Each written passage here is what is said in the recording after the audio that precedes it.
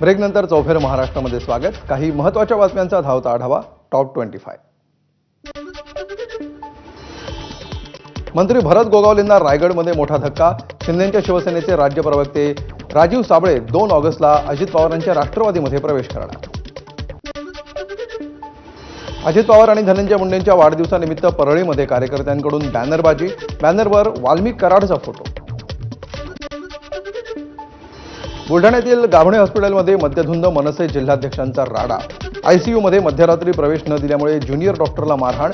या प्रकरणी जिल्हाध्यक्ष लक्ष्मण जाधवसह 7 जणांविरोधात गुन्हा दाखल. कोकण विदर्भामध्ये अतिवृष्टीचा इशारा. पुणे, सातारा आणि घाटमाथ्यावरही पावसाचा जोर वाढेल.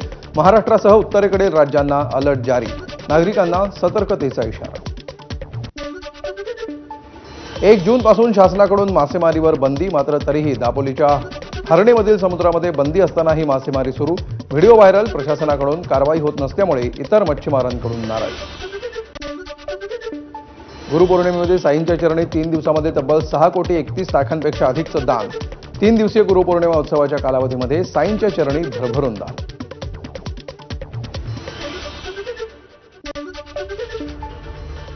आणि इथे एक छोटासा ब्रेक. पाहत रहा एबीपी.